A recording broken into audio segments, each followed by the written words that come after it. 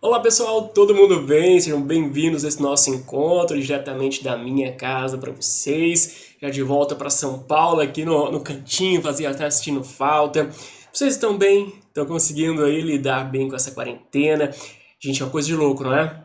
No momento tá com a sua vida normal, você tá ali estudando, indo para a faculdade, indo para o seu trabalho, encontrando os amigos. No outro momento tudo isso já para, você vai ficando mais dentro de casa. Aí depois tem um momento que você tá gostando, você tá lendo, tá assistindo, né, seus seriados, tá estudando, aí de repente você fala, mas aí já não sei mais o que fazer. Aí você fala, não, vou inventar algumas receitas novas, você vai pra cozinha, aí você tenta desbravar a cozinha, aí depois você tenta arrumar, né, suas coisas, vai arrumar seu quarto, chega a hora você fala, não sei mais o que fazer, aí de repente você fala, agora vai estudar mandarim, né, e começa a tentar ocupar o tempo. Mas a gente vai buscando uma ressignificação. Fico muito contente, você também está passando por isso. E preparando para a prova, por mais que você fale, eu tenho uma dúvida de quando é que vai ser a prova, é normal bater essa dúvida.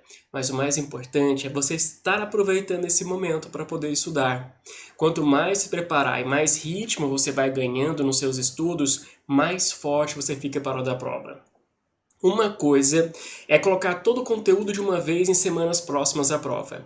A outra é dia após dia você colocando um tijolo, você vai revisando, vai fazendo questões, aquilo vai ficando mais forte. Você vai chegar brilhando nessa prova, pode ter certeza disso. Daniel, o que a gente vai falar hoje? Bom, nós vamos falar nesse primeiro bloco de um tema um pouquinho fora do comum, por isso a gente trabalha uma aula avançada, é sobre o processo legislativo, não aquele habitual de fazer uma emenda à Constituição ou de fazer uma lei ordinária, uma lei complementar, não. Hoje nós vamos falar sobre o processo legislativo quando o presidente da República tem um papel muito relevante. E olhando para o que vem acontecendo nos últimos anos, principalmente com a gestão atual, nós percebemos que houve um grande avanço no número de medidas provisórias, o que permite ao nosso examinador ter mais inspiração para a hora da sua prova. Então a gente vai trabalhar com mais cautela MP e depois no final eu falo com vocês da lei delegada. Perfeito? Bom, essa é uma aula que não só vai te ajudar a responder na hora da prova, como também conversar com os amigos, familiares, porque todo mundo está com uma pergunta sobre medida provisória, não é? Então vem comigo para o material, vamos dar uma olhada como funciona a MP. Bom, só coloquei aqui no quadro, no item 1 para vocês, nós temos aqui um conjunto de atos normativos que a gente estuda, emendas à Constituição, leis complementares, leis ordinárias, leis delegadas e medidas provisórias, são os atos que a gente fala de primeiro grau. Decreto legislativo e resolução, tem pouca abordagem na Constituição Federal, fica mais a critério dos regimentos internos, da Câmara dos Deputados, Senado Federal e do Congresso Nacional. Ok? Vamos abordar então aqueles dois, lá do item E e do item D. Medida provisória, ela está presente no artigo 62 da Constituição Federal. Só vou usar ele com vocês agora. Item número 1 sobre a medida provisória. Eu quero saber a natureza jurídica da MP. Apesar do nome medida provisória, ela tem natureza jurídica de lei ordinária, tá bom? Então ela tem a mesma força aqui com a lei ordinária. É medida provisória porque ela é um tampão. A gente vai observar ou ela é aprovada ou ela é rejeitada. Se for aprovada, ela vira lei ordinária. Se ela for rejeitada, bom, aí acabou aquela medida provisória. Quais são os requisitos para se aprovar uma medida provisória? Tema que pode aparecer na sua prova, é muito bom esse tema. Para fazer uma MP, eu tenho dois requisitos que não são alternativos, eles são cumulativos. Eu tenho que ter relevância e urgência. Não é só ou urgência ou relevância, não, tem que ter os dois. E aí, de repente, a gente passa a perceber que nem sempre isso acontece. Vamos pensar na nossa gestão atual, com o presidente Jair Bolsonaro? Nós tivemos a medida provisória em que ele tirou a obrigatoriedade de anunciar aqueles balanços das empresas, sociedades anônimas, nos grandes jornais de circulação. Fez medida provisória. O que eu penso? É relevante? É. Acho que hoje não faz mais sentido obrigar tais publicações nos jornais de grande circulação. É um custo muito elevado para as empresas, não tem lógica. É só colocar num sítio eletrônico que todo mundo consulta, ainda mais agora a gente trabalhando de home office, então é fácil, ok. Mas tinha urgência para fazer MP? Não. Nós temos um processo legislativo normal que tem que ser atendido. Só é possível medida provisória em casos que deveriam ser extremados, como a pandemia, mas extremados, não para virar uma coisa cotidiana. Então não tinha urgência no caso como esse. Um outro exemplo, sobre a carteira de estudante digital. Eu achei a ideia magnífica. Você ir lá no aplicativo, já preencher, já conseguir, e então com seu celular você já passa nos lugares, que ótimo. Só que isso é feito com medida provisória. Tem relevância? Eu entendo que sim. Mas tinha urgência para fazer com MP? Não. Era um caso típico de projeto de lei. Não precisava ser medida provisória. Foram 2 casos onde a MP caiu. Porque o que acontece? Quando o presidente começa a mandar tudo virando MP, e a gente vai ver que isso tem prazo para poder ter a deliberação, nada mais vira urgente, porque tem tanta coisa que cai na vala comum. O ideal é que o presidente separasse aquilo que ele entende realmente como relevante e urgente para o MP, os outros assuntos deixa para tratar com projeto de lei. Iniciativa. Quem é que faz a medida provisória? Só uma pessoa. Só o chefe do Poder Executivo, aqui estou usando na União, o presidente da República. Tá bom? Então, quando eu olho para a medida provisória no âmbito federal, somente o presidente da República é que faz. Daniel, mas o presidente pode delegar para o ministro fazer? Não. É comum você perceber que no ato da assinatura da medida provisória está lá, presidente da República, agora Jair Bolsonaro. Só que do lado tem lá o nome do ministro da Economia, quando alguma coisa é vinculada à economia, à previdência, ao trabalho, ou então ao Ministério da Justiça. Vai aparecer a assinatura do ministro da Casa Civil, mas é só para poder mostrar para a sociedade que eles participaram na produção daquela MP. Mas quem tem a competência exclusiva para a medida provisória, no caso da União, é o presidente da República. Não se delega, começa por ele. No que o presidente da República publica a medida provisória, ela já está valendo? Sim. Publicou, está valendo a medida provisória. Volta para cá. Então o presidente está ali em laranja, publicou, começou a valer a medida provisória. Para onde que manda a medida provisória? Isso cai sempre na prova. Vai mandar para o Congresso, por óbvio, tudo bem. Mas onde no Congresso? Vai começar por uma comissão mista. Ela é mista porque ela tem deputados e ela tem senadores. Então, chega no Congresso pela comissão mista. Essa comissão mista ela vai observar se aquela medida provisória preenche os requisitos ou não. Então, é na comissão mista. Depois que a comissão mista faz o parecer entendendo que está tudo ok, ela encaminha para a chamada Casa Iniciadora. O Congresso Nacional tem 2 casas, não é isso? Tem a Câmara dos Deputados e tem o Senado Federal. Então a comissão mista manda para a Câmara dos Deputados. A Câmara dos Deputados aprovando, porque quando chega lá dentro vira projeto, né? Eu tenho um projeto de conversão em lei.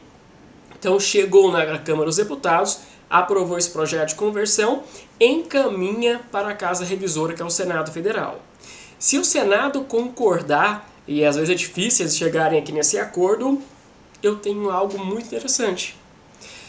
Se o texto do presidente não foi alterado, a Casa Iniciadora concordou integralmente com o texto, foi para a Casa Revisora e concordou integralmente com o texto, nem volta no presidente da República. Simplesmente o Congresso Nacional já faz a promulgação da lei e publica a lei. Pronto, porque virou lei.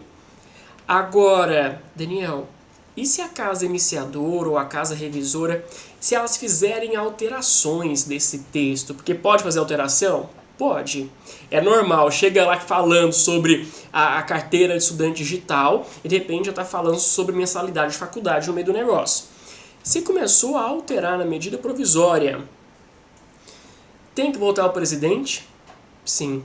O presidente vai exercer sanção ou veto naquilo que foi alterado. Naquilo que é dele, nem precisa voltar, porque foi ele que fez. Agora, se foi alterado, aí volta o presidente. Então, cuidado cuidado, isso não caiu em prova ainda, mas só para você entender. Se a medida provisória feita pelo presidente foi aprovada na Câmara dos Deputados, foi aprovada no Senado Federal, eles não mudaram nada do texto, o próprio Congresso promulga a lei, porque aquilo virou lei. Agora, se a Câmara dos Deputados ou o Senado, se eles alterarem o texto, alterarem parte da medida provisória de modo substancial, então ao final volta ao presidente da República. Mas isso é excepcional. Só volta ao presidente para sanção ou veto se houver alteração substancial do texto da medida provisória. Se não tiver essa alteração, nem volta para o presidente da República. Perfeito? Volta para cá.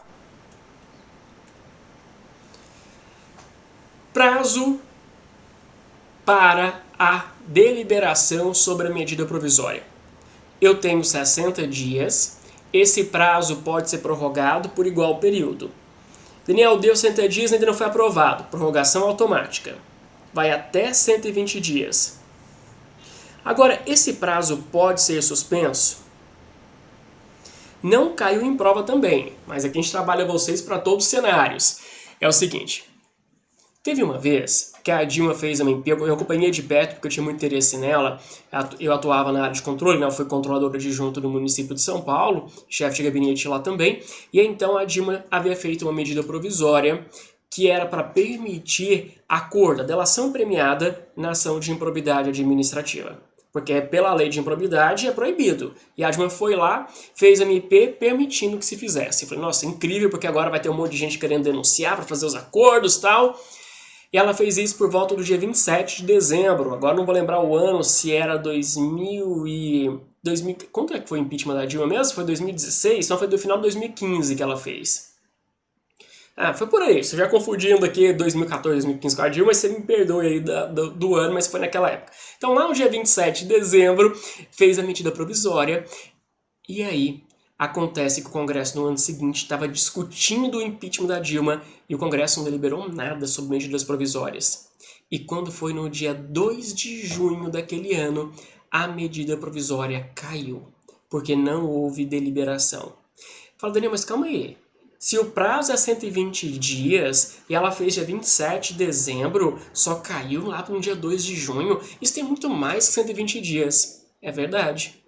Porque esse prazo, 120 dias, só corre no período da sessão legislativa. Lá, quando você olha para o Congresso Nacional, dia 22 de dezembro é o último dia de atividade. Depois só volta em fevereiro. Então, nesse período final de dezembro e janeiro inteiro, eu tenho recesso, não contou. Então, só comecei a contar em 2 de fevereiro aquela medida provisória. Ali eu comecei a contagem do prazo. Então, estava suspenso. Perfeito? No calendário, eu posso ter mais que 120 dias, porque esse prazo é contado só durante a sessão legislativa. Fez recesso, eu não conto. Certinho? Volta para cá.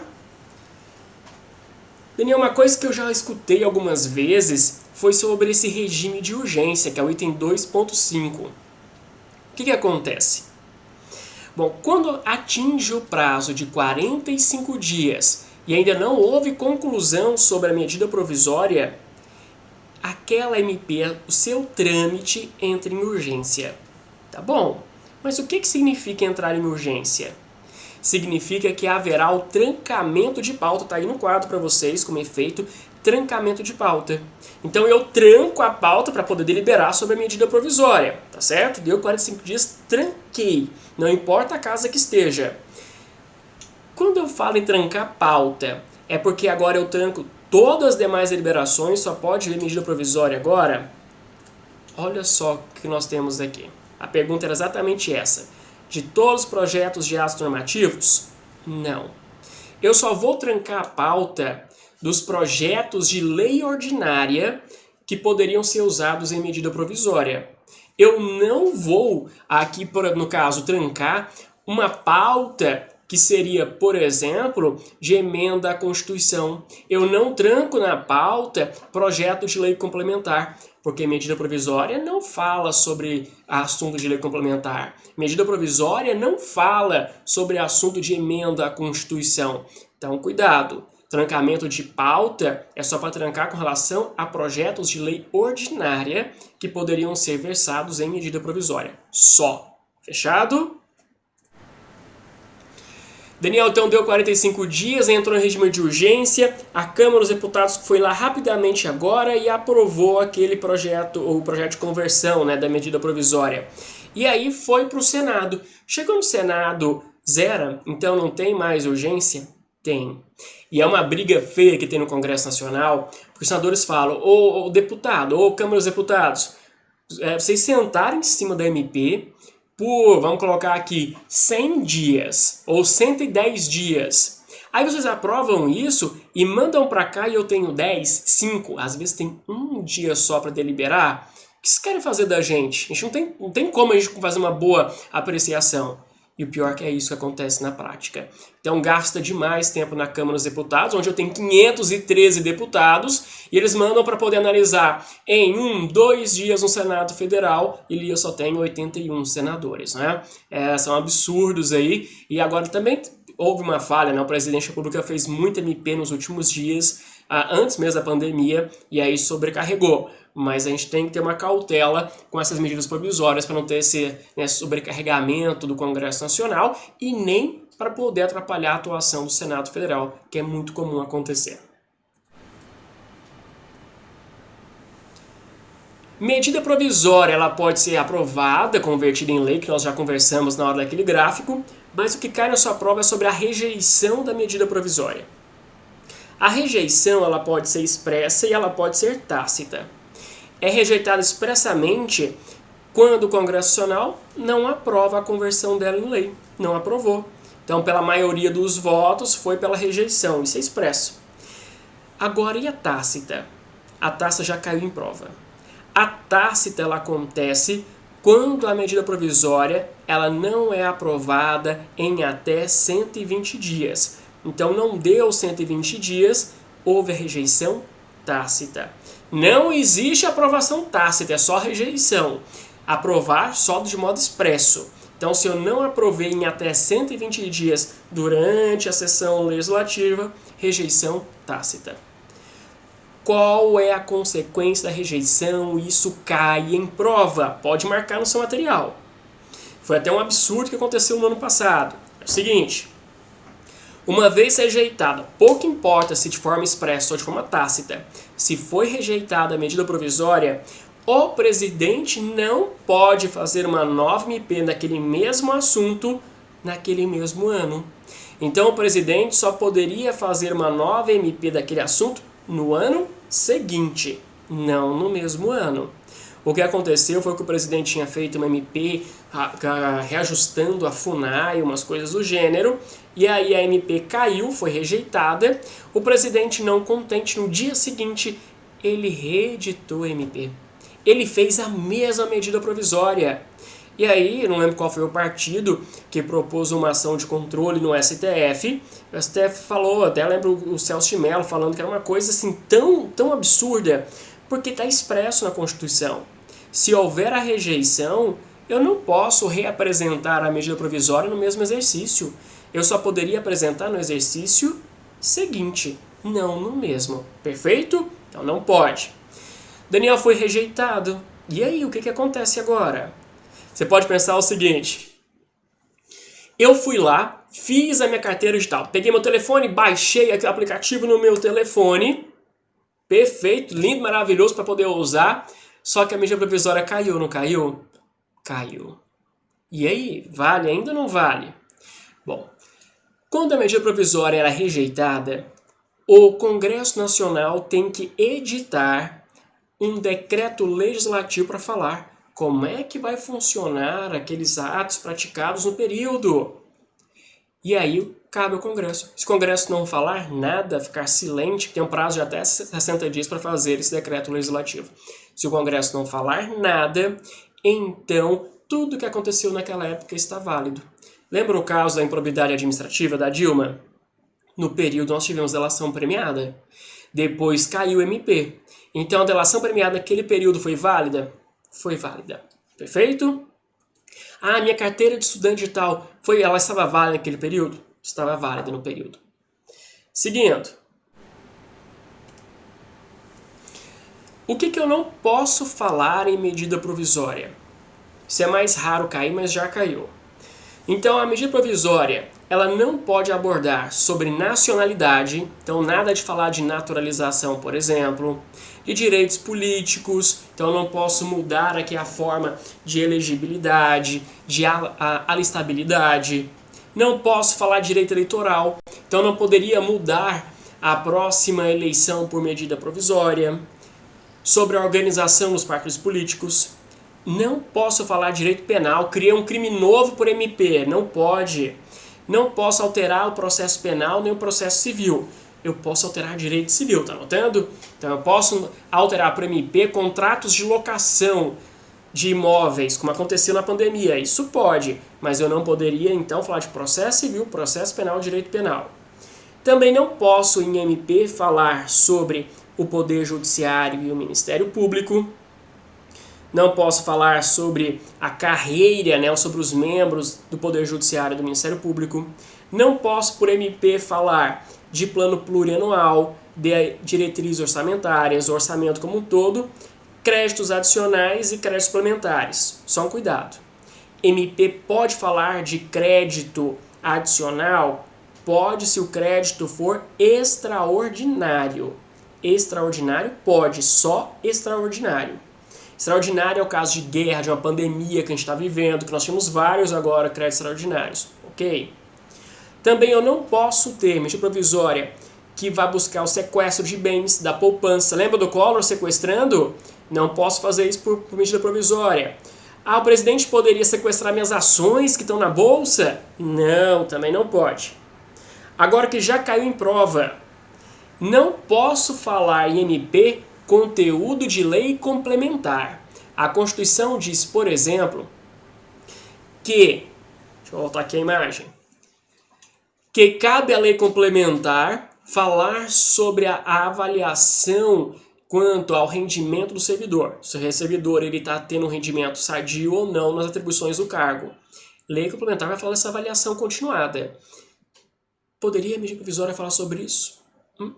Só lei complementar. Porque medida provisória tem força de lei ordinária. E também não pode ter a medida provisória que vai disciplinar um conteúdo de projeto de lei já aprovado pelo Congresso e está esperando o presidente sancionar ou vetar. Então, seria aqui um conteúdo normal. Eu estou falando sobre locação de imóveis, poderia falar, mas acontece que já foi aprovado pelo Congresso um projeto de lei sobre esse assunto. Se já foi, então agora eu não posso fazer MP. Eu vou sancionar ou vetar. Sancionei ou vetei, aí eu faço MP. Mas enquanto está na minha mão para sancionar ou vetar, eu não posso fazer a medida provisória sobre aquele conteúdo. Perfeito? Então, para a sua prova, muito atenção para nacionalidade, direitos políticos, direito eleitoral, direito processual, direito penal e lei complementar. São esses que aparecem com mais frequência que não poderiam, então, ter uma abordagem em medida provisória. Estados, municípios e o Distrito Federal podem fazer medida provisória? Sim, o STF já decidiu sobre isso. Estados, municípios e o DF podem fazer, desde que haja previsão na Constituição Estadual, ou na Lei Orgânica do Município, ou na Lei Orgânica do Distrito Federal. Aí eles podem fazer medidas provisórias, certo? Fechamos a MP e aí nós temos agora a Lei Delegada. Lei Delegada com previsão no artigo 68 da Constituição Federal. Por que é delegada? Porque o Congresso meio que lavou as mãos. O presidente da República, ele pede e então se delega para o presidente você vai fazer tudo. Você vai fazer inteira, inclusive você vai promulgar, vai publicar a lei. Estou entregando tudo para você, uma procuração para você fazer isso. Ele vai lá e faz. No passado, a lei delegada era mais comum ser feita, né? Pelo menos a intenção de fazê-la. Hoje não precisa mais, porque eu tenho medida provisória. As vedações para a lei delegada são semelhantes às vedações para a medida provisória, então não tem mais sentido fazer aqui lei delegada. Mas só para você entender. Primeiro, o presidente foi lá e pediu para o Congresso. Se o Congresso concordar, ele tem que expedir o quê? uma resolução legislativa. Então, o instrumento da delegação, item 3.1, qual é? Resolução legislativa. Então, o Congresso faz a resolução para apontar qual é o tema, qual é até o limite que o presidente pode falar, o que o presidente não pode falar, vai tudo na resolução. Então, é como se fosse uma procuração indicando os poderes. E aí vai um outro assunto que já apareceu em prova. Controle legislativo da delegação. No que o Congresso fez essa procuração, que é essa resolução ao presidente, lá pode estipular: presidente, antes de você publicar essa lei, promulgar, publicar a lei, manda para mim que eu quero conferir. Eu quero ver se você respeitou os limites da minha delegação. Isso é controle prévio. Para fazer controle prévio, aquela procuração que é a resolução vai indicar: antes da promulgação tem que mandar para o Congresso. Agora, e se não tiver isso naquela resolução? Se não estiver, o presidente já vai lá e publica. Só que tem um detalhe: o Congresso depois pode ir fiscalizar. E se o Congresso perceber que o presidente falou além do que era permitido, o Congresso vai sustar aquela norma, aquela lei delegada. Então, se o presidente pediu para poder falar sobre direitos dos servidores públicos, poderia fazer isso? Poderia, delegou. Mas o presidente falou de servidores, mas o presidente aproveitou a lei delegada para poder alterar aqui seus ministérios. Extinguiu o Ministério da Justiça e fez só agora o Ministério da Segurança Pública. Poderia fazer isso por lei delegada? Não, porque o ato que delegou foi apenas para falar de servidores, e não de organização de ministérios. Quando isso acontece, o Congresso vai lá e susta essa norma, aquela lei delegada. Certo? Para fechar, limites à lei delegada. Volta para cá. O que não pode ser falado numa lei delegada? O que o Congresso não vai delegar? Não vai delegar competência exclusiva do Congresso, da Câmara dos Deputados ou do Senado Federal. Já indiquei aqui os artigos para vocês. Lembra, privativo pode delegar, exclusivo não se delega. Também não vai delegar matéria que é de lei complementar, porque lei delegada tem força de lei ordinária. Então você notou? Tanto a medida provisória quanto a lei delegada possuem natureza de lei ordinária. Não podem falar sobre o conteúdo de lei complementar. Depois, também não pode falar sobre a organização do Poder Judiciário, do Ministério Público, da carreira e garantia de seus membros, igualzinho nós tínhamos lá na medida provisória. Também não pode falar sobre nacionalidade, cidadania, direitos individuais, políticos e eleitorais. Aqui vai além, essa lei delegada que a MP poderia falar sobre direitos individuais, lei delegada não pode. Lei delegada também não fala sobre plano plurianual, lei de diretrizes orçamentárias e orçamentos, e aqui fazendo uma correlação com o caso nossa medida provisória. Perfeito? Fechamos assim esse conteúdo mais avançado sobre a parte constitucional do processo legislativo. Você vai ter aula sobre o processo legislativo das emendas à Constituição, de lei ordinária, de lei complementar. Se tiver com dúvida sobre esse conteúdo, é só mandar mensagem que eu bato um papo com vocês lá pelo Instagram, pelo Twitter, nos dois casos, @danlamonier. Comigo, também com o Sávio, com o Rafa, a gente vai estar à disposição. Já já eu volto com vocês para falar de um outro assunto. Espera um pouquinho daí, até já!